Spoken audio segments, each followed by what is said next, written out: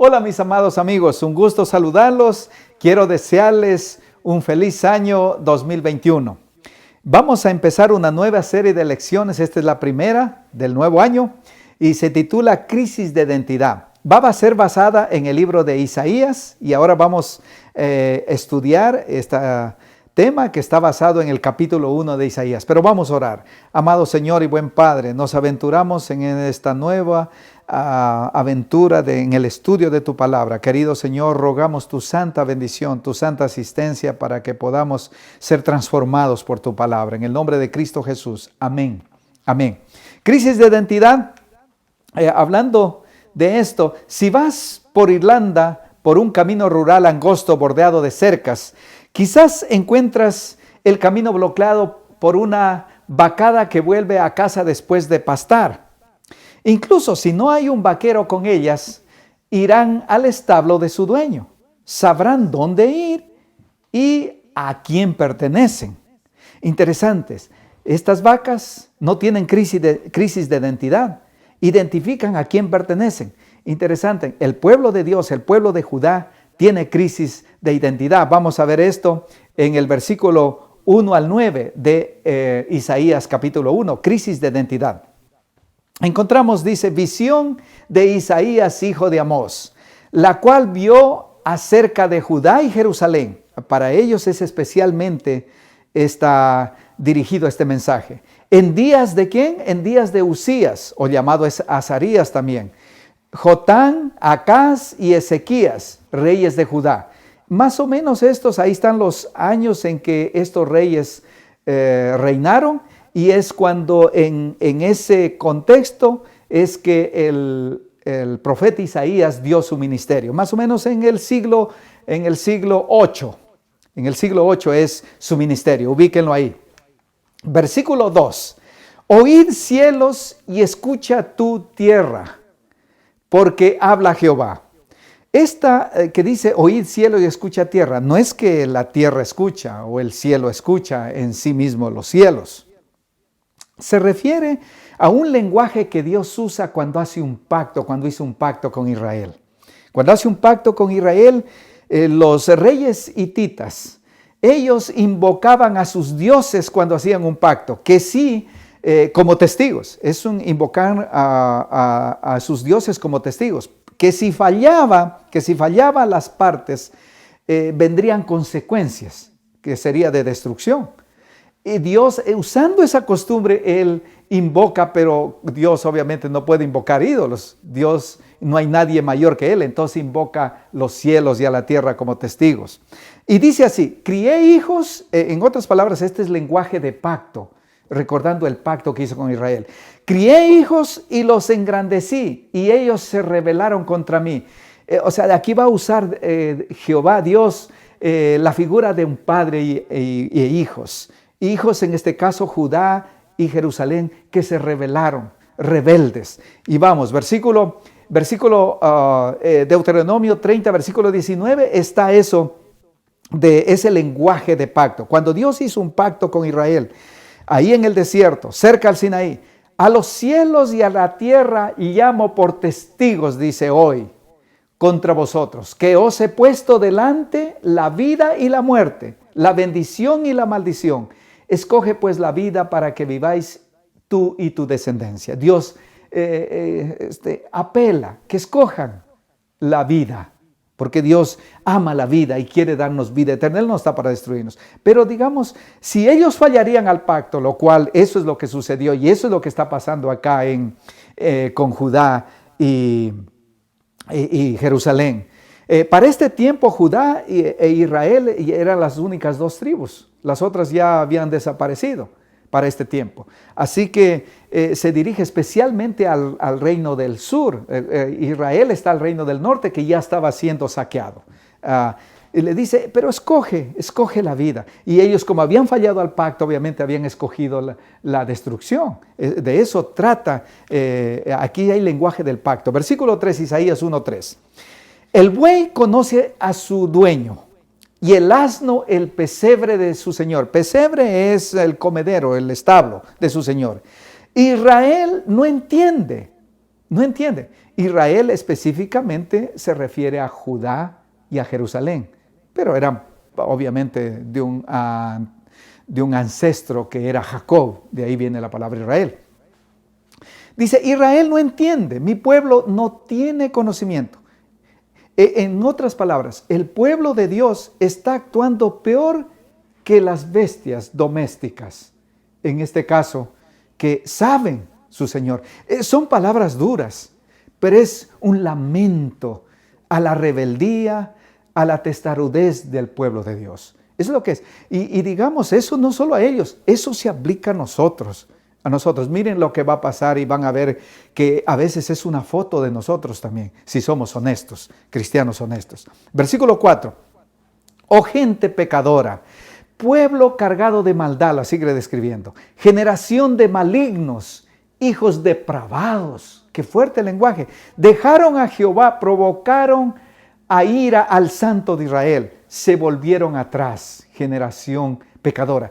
Es el pueblo de Dios. Es gente que conoce la Torá, que conoce el Antiguo Testamento, que conoce la Biblia. Es gente que va a la iglesia cada sábado, cada domingo.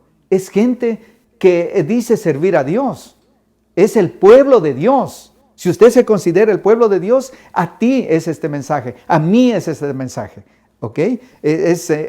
No es a los pueblos paganos que no tienen la luz de la palabra de Dios, que Dios no ha hecho. Es al pueblo que Dios lo benefició, que lo engrandeció, creí hijos, dice, son los hijos de Dios. Tú y yo que decimos, yo creo en Dios, es a los creyentes.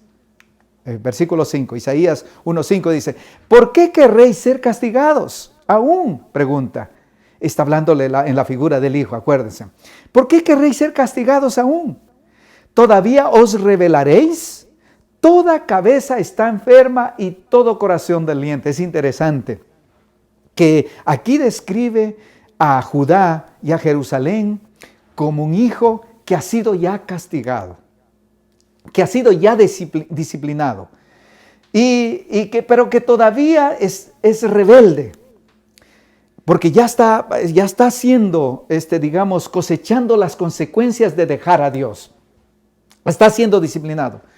Dice, pero toda cabeza está enferma y todo corazón doliente. Y miren lo que sigue diciendo el 6. Desde la planta del pie hasta la cabeza no hay en él cosa sana, sino herida, hinchazón y podrida llaga. No están curadas, ni vendadas, ni suavizadas con aceite.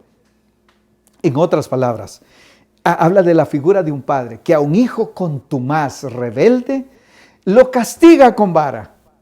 Y le causa lacras y heridas en el cuerpo. Eso está describiendo. Y tanto así que lo castigó por rebelde y sigue rebelde. Y le dice, tú quieres seguir siendo castigado. No sé si quizás usted ha visto a un padre, quizás a usted no le ha pasado, pero a un padre que tiene un hijo testarudo, rebelde, con rebeldía perpetua, contumaz, que el padre lo castiga porque ya está desesperado. Está echado a perder totalmente depravado. Y el padre no sabe qué hacer, lo castiga, y lo castiga, y lo castiga. Pero tal parece que ya ni el castigo funciona. O sea, está hinchado por todos lados, está con cicatrices en todo lado del castigo del padre. Y nada funciona.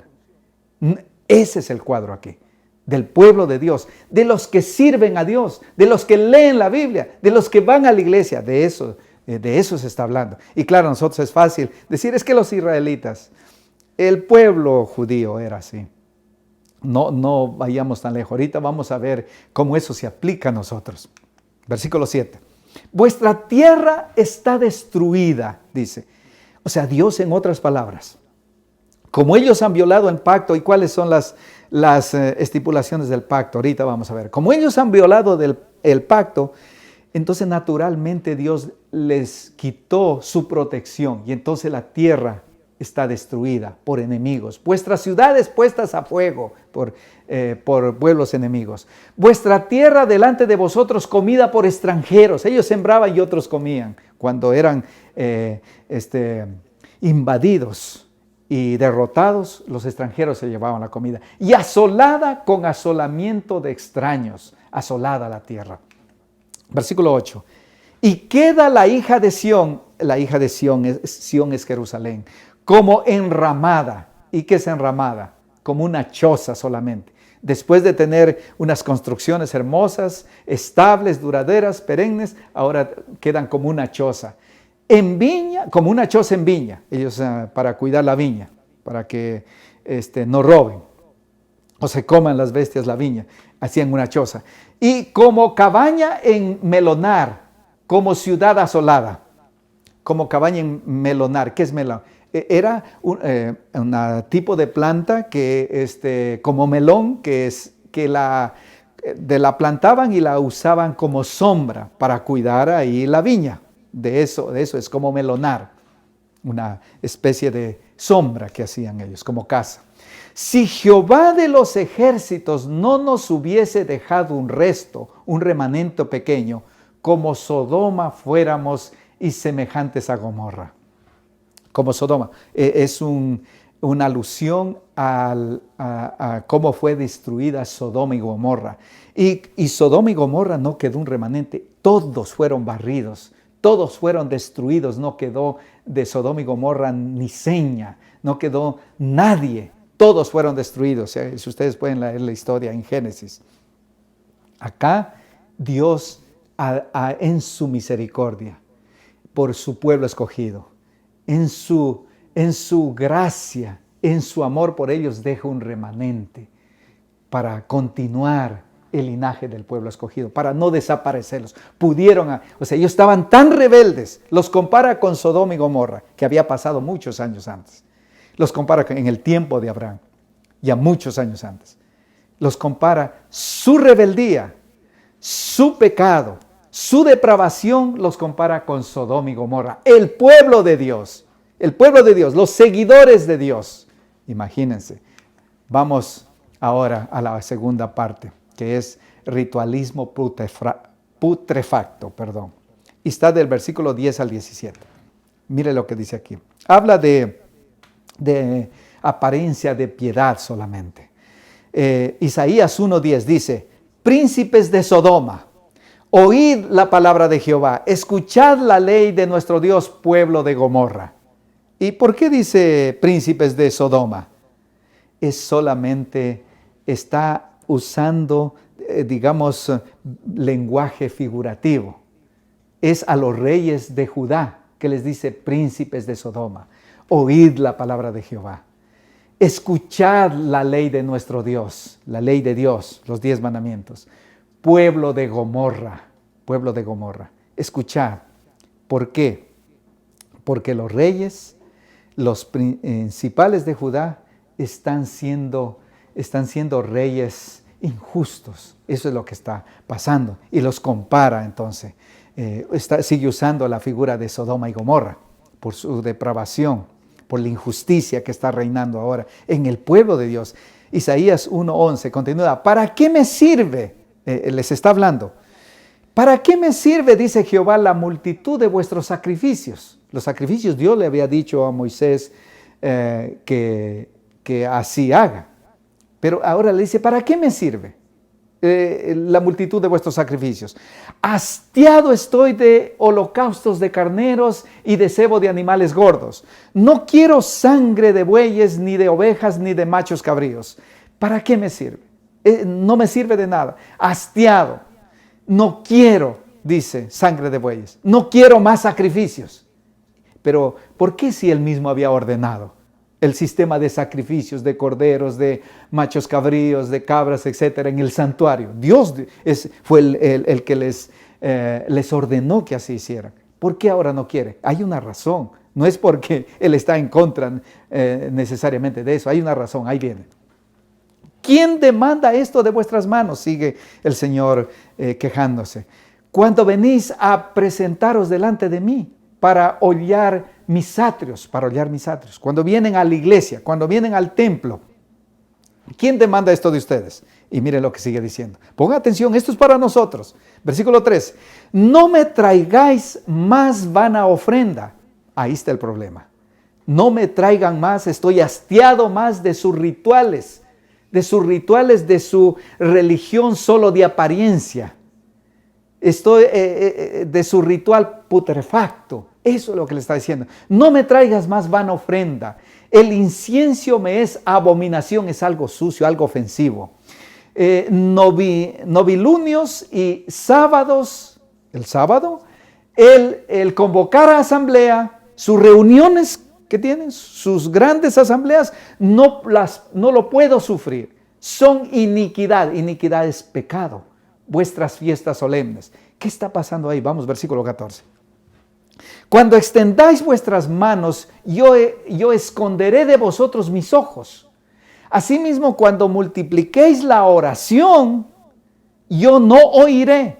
Y llenas están de sangre vuestras manos. Ahí está el problema. Dice, cuando ustedes alzan la mano, los judíos oraban así, alzando las manos al cielo. Cuando alcen sus manos, cuando oren, no los oigo. Cuando Él nos dice, orad sin cesar, la palabra de Dios. Jesús nos dice así. ¿Y por qué ahora no quiere oír? ¿Por qué? Porque están llenas de sangre vuestras manos. Porque son homicidas. Porque mientras ellos están muy religiosos, mientras ellos están ofreciendo sacrificios y están fieles ahí en sus convocaciones en el templo, los domingos fieles a la iglesia, o los sábados, cual día que vayas a la iglesia, fiel ahí, sin embargo tus manos están llenas de sangre. Dios nos libre. El Señor Jesús dijo, el que se aira con su hermano y lo llama tonto, ya mató. Eso es lo que dice la palabra de Dios, es lo que dice Jesús. Así que ponte a pensar, tú y yo hemos vencido la ira, tú y yo hemos dejado de odiar a alguien, hemos dejado de insultar a alguien. Si no necesitamos con una espada matar a alguien o con una pistola, suficiente con odiar a alguien. Ya transgrediste la ley. Es cuando habla de los 10 mandamientos en el Nuevo Testamento. El que mira a una mujer para codiciarla, ya cometió adulterio en el corazón. Eso es la ley del Nuevo Testamento. Ahora dígame, ¿estamos completamente limpios nuestras manos? ¿Estás tú completamente limpio? ¿Estoy yo completamente limpio? Este mensaje es para nosotros. Este mensaje es para usted y para mí. Cuando nosotros somos muy religiosos, cuando nosotros estamos en el templo ahí golpeándonos el pecho, pero nuestra vida no ha sido transformada, no hemos dejado la envidia, no hemos dejado las mentiras, no hemos dejado el homicidio, el odio, no hemos dejado la calumnia, no hemos dejado el orgullo. Eso le es una ofensa a Dios, todos nuestros servicios. Por eso dijo el Señor, si yendo al templo te acuerdas de que tienes algo con tu hermano, anda, deja tu ofrenda ahí, reconcíliate con tu hermano, ahora sí ven y trae tu ofrenda. Ahí tiene valor ante Dios.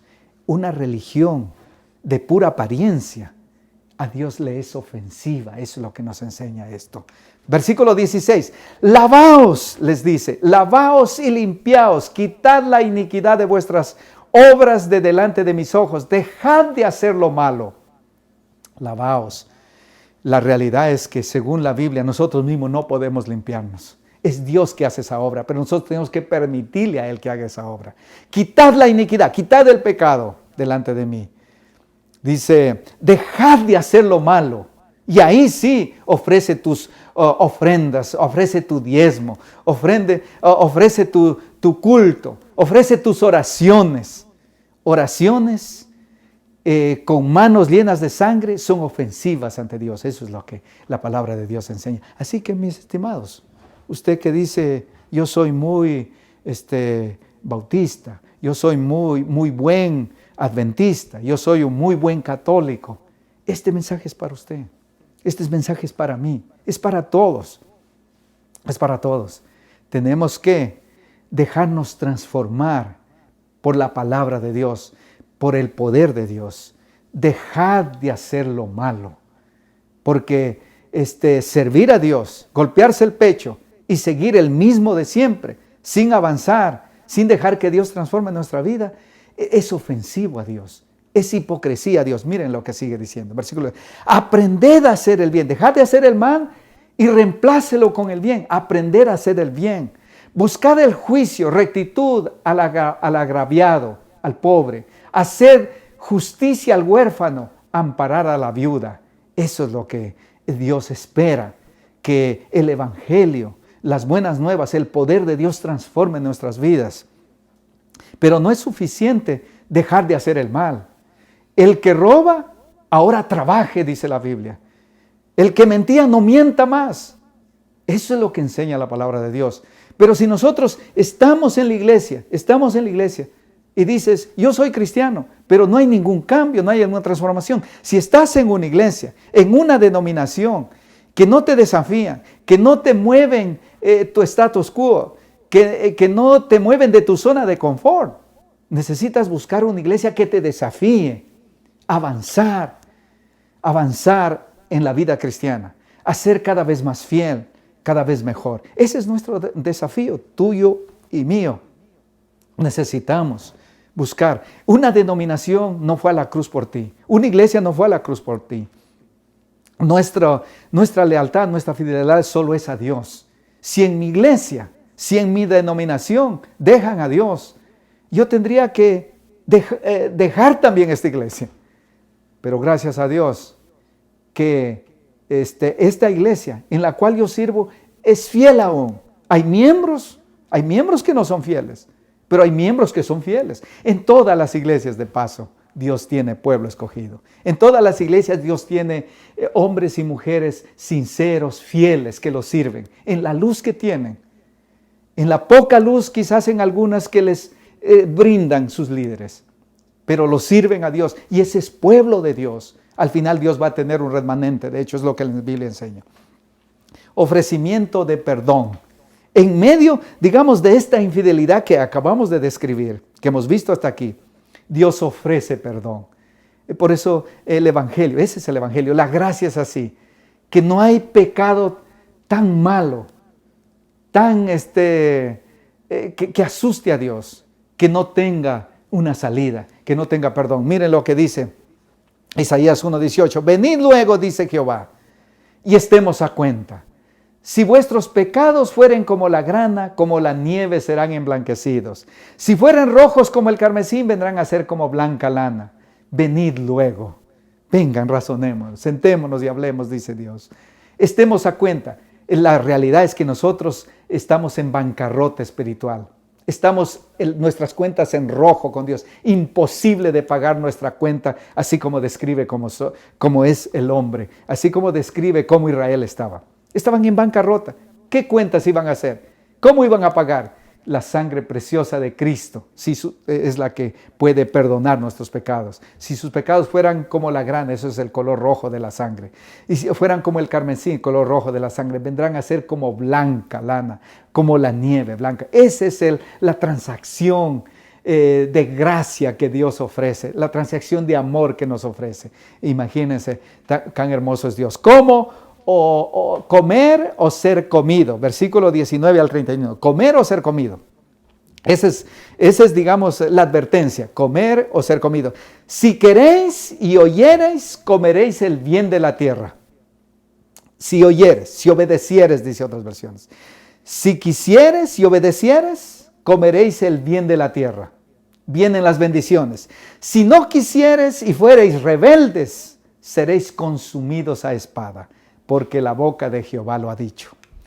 El pacto se hacía así. Estas son las partes del pacto. Primero Dios relataba lo que Dios había hecho por el pueblo, su pueblo escogido. Las bendiciones, te saqué de la tierra de Egipto, te bendije, te traje a la tierra que fue, etc. Las bendiciones relata primero cuando hace el pacto. Después habla de las condiciones del pacto, porque tiene condiciones y tiene mandamientos. Y tienen que guardar los mandamientos para mantenerse dentro del pacto. Obedecer, en otras palabras. Obedecer, ser hijos obedientes. Y de ahí viene la referencia a los testigos. Al cielo y a la tierra llamo como testigos. Ahí está. Así se hacía un pacto. Hay testigos. Y luego, las bendiciones y las maldiciones si violaban el pacto. Si obedecían, comían del bien que Dios les daba, comerían. Si desobedecían, serían consumidos a espada, los comerían, los tragarían la espada. Esas las consecuencias de dejar el pacto, de romper el pacto, de violar el pacto, vendrían. Siempre tenían esas partes el pacto. Isaías 1:21. ¿Cómo te has convertido en ramera? Sigue diciendo. ¿Cómo te has convertido en ramera? Oh ciudad fiel, está hablando de Jerusalén, que un tiempo fue fiel en los reinados de David y Salomón. Para este tiempo, los mismos reyes estaban pasando a sus hijos por juego. Pueden imaginarse a qué punto llegó el pueblo de Dios, teniendo la luz de Dios, teniendo la verdad. Llena estuvo de justicia, en ella habitó la equidad en Jerusalén, pero ahora los homicidios en el pueblo de Dios, en la capital del pueblo de Dios. Isaías 1, versículo 22 y 23. Tu plata se ha convertido en escorias, tu vino está mezclado con agua, tus príncipes prevaricadores, tus reyes prevaricadores. ¿Qué es prevaricadores? Que hacen leyes injustas en contra de los más débiles. Eso es lo que significa prevaricadores. Y compañeros de ladrones, los reyes, compañeros de ladrones. La segunda parte de este 22 y 23. Todos aman el soborno, los reyes, y van tras las recompensas. No hacen justicia al huérfano, ni llega a ellos la causa de la viuda. Como ellos cuando tenían que hacer justicia al pobre, como el pobre no tendría que ofrecer las ventajas y el soborno que solamente los poderosos, los grandes podían dar, ellos en sus audiencias los hacían esperar para siempre y nunca escuchaban. Esperen, porque ellos no tenían la capacidad, lo que los que los oprimían podían dar en soborno, en recompensas. Así estaba funcionando el pueblo de Dios. Que no estamos hablando de políticos, estamos hablando del pueblo de Dios. Isaías 1:24. Por tanto dice el Señor, Jehová de los ejércitos, el fuerte de Israel, Ea, tomaré satisfacción de mis enemigos, me vengaré de mis adversarios, me vengaré. Dios se venga. Miren lo que dice luego, hay que considerar el contexto. Y volveré mi mano contra ti y limpiaré hasta lo más puro tus escorias. ¿Quién es el que limpia? Dios es el que limpia. Él es el que limpia a través de su espíritu. Por eso el rey David dijo, límpiame y seré limpio. Límpiame con hisopo y seré blanco como la nieve. Borra mis rebeliones, borra mis pecados, él dijo. Hasta lo más puro de las escorias limpiaré y quitaré toda tu impureza. Es Dios que hace eso. Pero dice, esa es la venganza de Dios, algo así. Versículo 26, o sea, le está dando esperanza aún a pesar de cuán depravados estaban. Restauraré tus jueces, le está diciendo a Jerusalén, a Judá, restauraré tus jueces como al principio y tus consejeros como eran antes. Entonces, cuando eran fieles, entonces te llamarán ciudad de justicia, ciudad fiel, ciudad de paz. De eso Jerusalén es ciudad de paz, ciudad fiel. Dios le dice, te voy a hacer fiel otra vez. Déjame trabajar en ti. Bríndame la oportunidad. Eso es lo que le está diciendo. Versículo 28, Sión será rescatada con juicio. De hecho, la palabra es justicia mejor. Sión será rescatada, Jerusalén será rescatada con justicia. Y los convertidos de ella con justicia. Los que se convierten con justicia. Pero los rebeldes y los pecadores, por otro lado, contraste, aún serán quebrantados y los que dejan a Jehová serán consumidos. Aquí es interesante. Que serán convertidos con justicia, Jerusalén será rescatada con justicia. ¿Cómo está eso? No la justicia de ellos. ¿Qué justicia tienen ellos? ¿Qué justicia podemos tener en nosotros, tú y yo? El libro de Isaías, de paso me acuerdo, es el profeta conocido, el profeta evangélico del Antiguo Testamento. Porque es la gracia pura, se ve ahí. Habla de Jesús, de hecho. Pero aquí dice, serán rescatadas con justicia. Serán convertidos con justicia. ¿Cómo? Convertidos es transformación. ¿Quién hace eso? Dios. Con justicia. ¿Con cuál justicia? no la justicia de nosotros, es la justicia de Cristo, del Mesías que vendría, que derramaría su preciosa sangre. Su justicia, no la justicia de nosotros, es la que nos hace que Dios nos tenga paciencia, que Dios nos perdone, que Dios nos dé una y otra vez oportunidades ilimitadas. Eso es la justicia de Cristo que logra eso por nosotros, para nosotros. En cambio, los rebeldes, los pecadores, los que aún no aceptan la justicia, los que aún a pesar de todas las oportunidades que Dios da, como lo muestra este cuadro, serán quebrantados finalmente y serán consumidos. Cosecharán las consecuencias de su elección.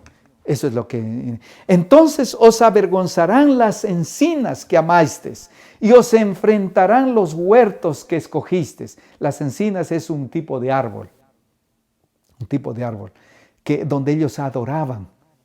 Pueden imaginar, el pueblo de Dios adorando ídolos. Eso es lo que significa. Cuando le dice que te convertiste en ramera, es porque está adorando ídolos, otros dioses. Eso es lo que es. Todo eso es el pecado de Israel. Versículo 30. Porque seréis como encina a la que se le cae la hoja y como huerto al que le faltan las aguas. Es interesante. Que le dice...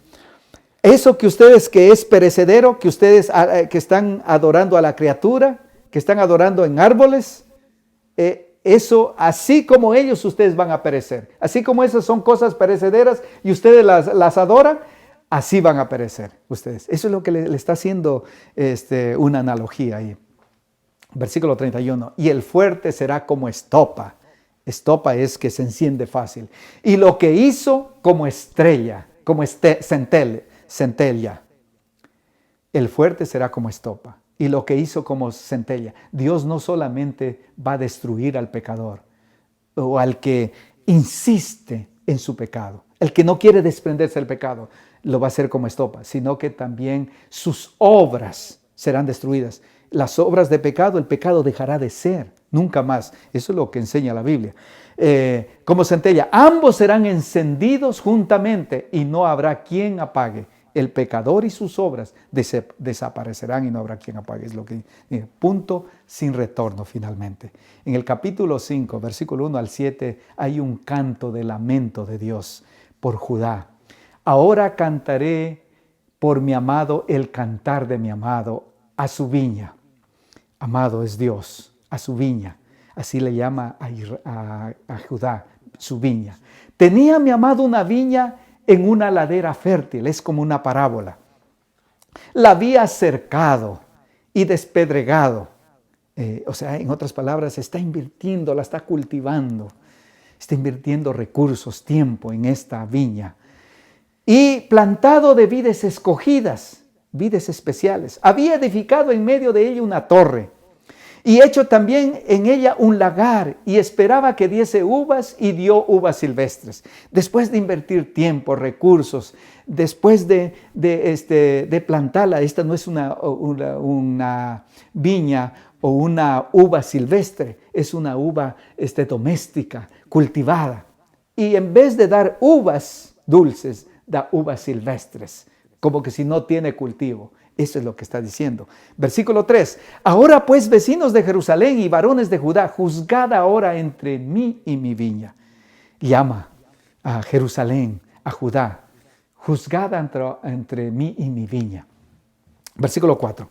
¿Qué más se podría hacer a mi viña que yo no haya hecho en ella? ¿Qué más se puede haber hecho que no haya hecho? Eso es lo que dice. ¿Cómo esperando yo que diese uvas, ha dado uvas silvestres? ¿Qué más se pudo haber hecho a mi viña? ¿Qué más bendiciones pude haberle dado? ¿Qué más prosperidad pude haberle dado? ¿Qué más protección pude haberle dado? Los engrandecí, les di todas las ventajas, les di mi amor, mi luz, mi protección, mis bendiciones. ¿Qué más puedo hacer? Les doy mi salvación. ¿Qué más se puede hacer? ¿Qué más puedo hacer por ti? Ese es el lamento del canto de mi amado, como dice Isaías. Versículo 5. Os mostraré pues ahora lo que haré yo a mi viña. Le quitaré su vallado y será consumida. Aportillaré su cerca y será hollada.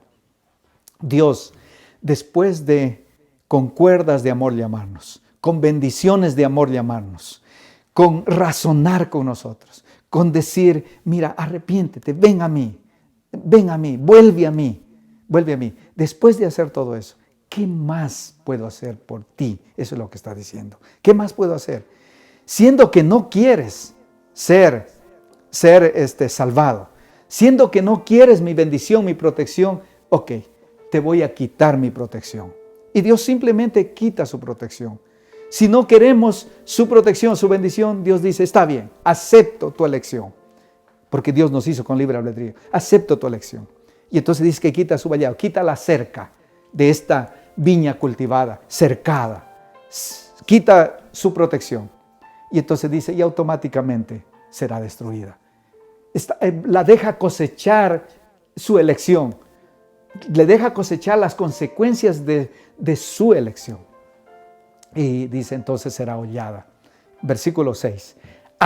Haré que quede desierta, no será podada ni cavada. Él invirtió en eso. Y crecerán el cardo y los espinos. Y aún a las nubes mandaré que no derramen su lluvia sobre ella. Dios es el que manda. Dice su lluvia sobre justos e injustos. Aún Dios, digamos, al rebelde, al que dice no creo en Él, no confío en Él, y aún al que maldice su nombre, aún a Él Dios lo mantiene respirando, le manda sus bendiciones, su lluvia. ¿Qué más se puede hacer? Dice Dios. ¿Qué más puedo hacer? Y entonces versículo 7. Ciertamente la viña de Jehová, de los ejércitos, es la casa de Israel, y los hombres de Judá, planta deliciosa suya. Esperaba juicio, y he aquí vileza. Justicia, y he aquí clamor. Clamor. Y Dios se lamenta. Pero Dios dice, ¿cómo puedo yo abandonarte? Dios dice, ¿qué más puedo hacer por ti? ¿Qué más? Jesús en la cruz del Calvario, Jerusalén, Jerusalén, lamentó, que matas a los profetas, que apedreas a los que son enviados a ti. ¿Cuántas veces quise juntarte como la gallina junta a sus pollitos?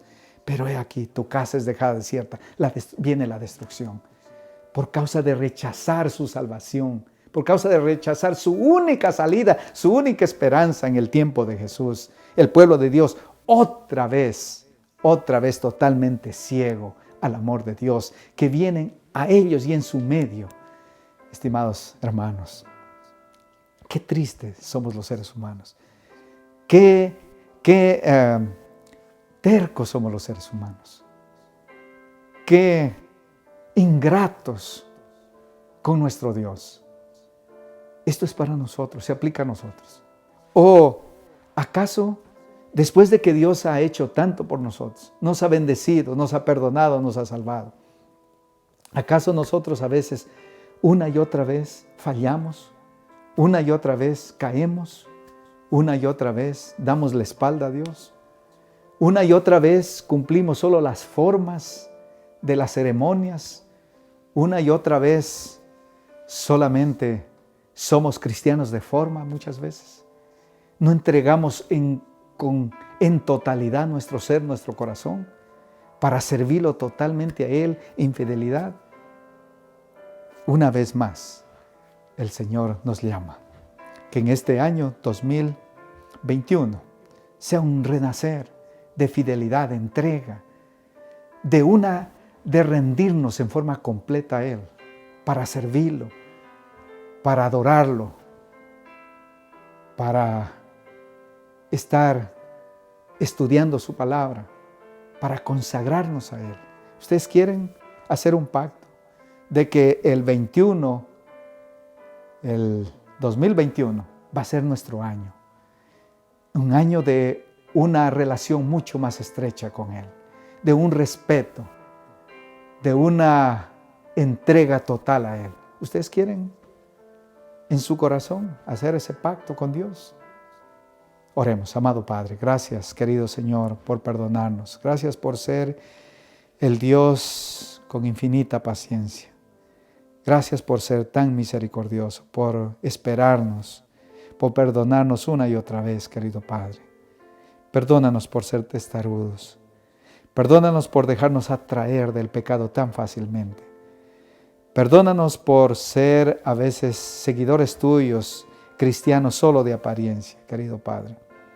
Por favor, sálvanos, haznos inteligentes. No permitas que seamos como la vaca, como el buey, como el asno, que como veíamos, aún ellos saben, conocen el pesebre de su Señor, pero nosotros, querido Padre, a veces actuamos peor que los seres que no son inteligentes. Querido Padre, danos temor reverente.